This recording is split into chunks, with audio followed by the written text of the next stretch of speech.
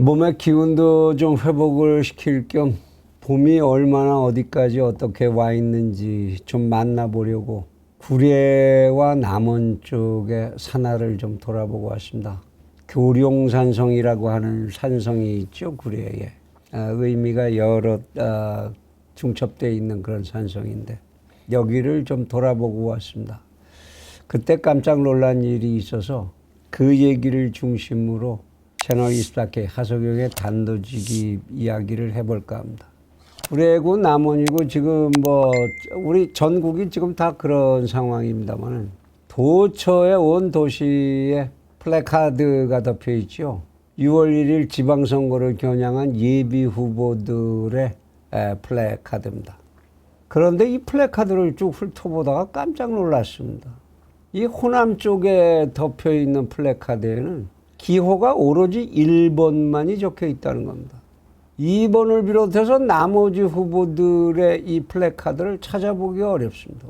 어려운 게 아니라 저는 한 건도 발견을 못했습니다. 오로지 더불어민주당 일색인 거죠. 더불어민주당에서 뽑히면 그냥 그가 지방자치단체의 지방자치를 이끌어가는 정치인이 되는 거죠. 어떻게 이럴 수가 있는가? 이번 대선 결과를 비롯해서 우리가 지나쳐온 수많은 각종 선거에서 확인된 선거 결과를 이 자리에서 숫자로 다시 되짚어 볼 필요도 없이 특정 정당이나 또는 세월호 같은 특정 사건이 일어났을 때도 그렇죠. 호남에 가서 식당에서 밥 먹거나 주점에서 대포 한잔 하면서 말 한마디를 무척 조심해야 한다는 거. 이건 대한민국 국민들 사이에서 불문율이 된 지 이미 오래입니다. 그래서 많은 국민들이 이 지역의 이해하기 어려운 집단주의적인 현상에 대해서 문제를 인식한 지도 오래됐습니다만은 그런데도 누구도 감히 이런 얘기를 입 밖에 내려고 하지도 않고 낼 수도 없는 상황인 것도 사실입니다. 호남에 왜 이런 현상이 생기게 되었느냐 하는 데에서는 여러 가지 변명과 연구들이 없지 않습니다.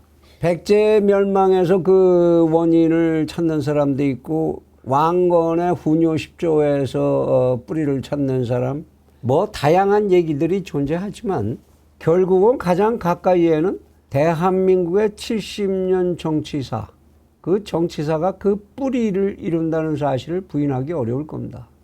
물론 이 지역에 대한 호남 지역 홀대론과 그 대립의 위치에 있는 영남 우대론 같은 이야기가 한동안 사실로 여겨지던 시대도 있었습니다. 그렇지만 오늘에 와서도 그 이야기가 유효하냐? 그거는 의문이 있지요. 이미 대한민국의 민주 3대 권력, 입법, 사법, 행정, 이 3대 권력에 있어서 그 핵심을 수없이 많은 호남의 인재들이 과반을 넘게 차지하고 있고 호남을 뿌리로 하는 정당이 대한민국을 주무른 것도 여러 번입니다. 그런데도 호남의 이러한 집단적인 정서가 그것도 특히나 오로지 좌편향적인 그런 정권 선택의 정서가 바뀌지 않는 것을 이러한 호남 홀대론이나 이런 것으로 설명할 수는 이제 없지요. 그래서 이 문제는 이제 대한민국의 큰 미스터리 중에 하나가 돼버렸습니다.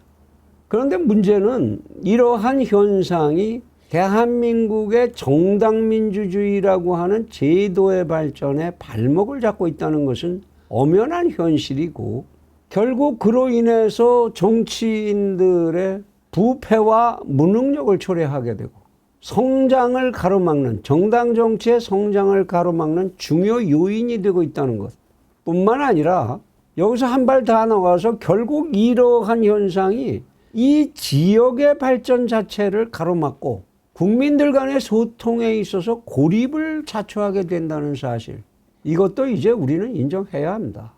물론 이러한 현상이 비단 우리나라의 호남에서만 일어나고 있는 일은 아니다라고 할 수도 있습니다. 세계 각국을 돌아보면 각국의 지역별로 분리 독립을 추구할 정도의 지역주의가 존재하고 있는 것도 사실이지요. 그런 건 많습니다. 또한 우리나라 이 좁은 땅에도 지역적으로 특성적인 그런 이제 배타성이 나타나는 그런 현상이 없다고 할 수도 없습니다. 그러나 이 속에서 이들을 각각 분리해서 독립하자라는 극단적 선택을 하지도 못하고 결국 이러한 문제를 내부적인 문제로 통합해야 하고 새겨내야 하는, 삭혀내야 하는 그러한 문제를 존재로 생각할 때 이러한 현상은 대한민국 전체적으로 그 누구에게도 이익이 되지 않는다는 것을 확실하게 생각해야 할 것입니다. 지난번 대통령 선거에서 확인된 바와 같이 광주에는 대형 쇼핑몰 하나가 아직까지 없다. 이런 사실이 확인이 되었고 또한 그 지역의 여러 도시들도 마찬가지지만 향토 도시들이 특히나 스스로 가지고 있는 많은 성장 잠재력에도 불구하고 이것을 충분히 활용하지도 못하고 지속적으로 침체의 늪에 빠져들고 있고 거기서 벗어나고 있지 못하다는 거. 이거 조금만 여행을 해보면 금방 알 수 있는 사실입니다. 굳이 그걸 알기 위해서 대한민국의 지방자치단체들의 지역 총생산이나 재정자립도 이런 거 비교해 볼 필요도 없지요. 발품 얼마를 팔면 금방 알 수 있는 일입니다. 이러한 현상이 일어나게 되는 이유는 결국 그래서 생각하지 않을 수가 없습니다. 이 지역이 가지고 있는 지나친 정치적 선호 평양성, 이것 때문에 일부의 정치 토호 세력들에 의해서 지방자치를 비롯한 정치적 의사결정 구조가 그 선택이 독점되게 되고 그로 인해서 도시의 생산성이 필연적으로 저하하는데 거기에 이유가 있다고 설명할 수밖에 없을 겁니다. 이제 이로 인한 폐해가 대한민국의 중앙정치의 골수에까지 미치면서 대한민국 민주주의의 발전을 가로막고 있다는 지적을 하지 않을 수가 없습니다. 6월에 이제 지방선거를 맞으면서 호남의 변화를 그래서 간절히 기원하게 됩니다. 이번부터라도 더불어민주당이 좀 역할을 해주길 바랍니다. 제발 지역공천을 과감히 포기하고 단번에 국민의힘 후보가 그곳에서 뭐 나오고 등장해서 선출되고 할 것까지 기대할 수 없을 테니까 무소속 지방정치인들의 탄생을 돕는 그런 용기라도 더불어민주당이 좀 가져주기를 빕니다. 지역정치의 지방자치에 이제 중앙정당의 공천은 없다. 그것부터만이라도 실현이 된다면 많은 변화를 유도해낼 수 있게 되지 않을까. 그런 생각을 하지 않을 수 없는 거지요. 또한 호남의 정신을 이끌어온 지역의 정신적 지도자들, 여론선도층 인사들, 그분들의 용감하고 과감한 헌신이 간절히 필요한 시점이라는 데 의견을 같이 해 주시기를 간곡히 청하고 싶습니다. 부탁드립니다.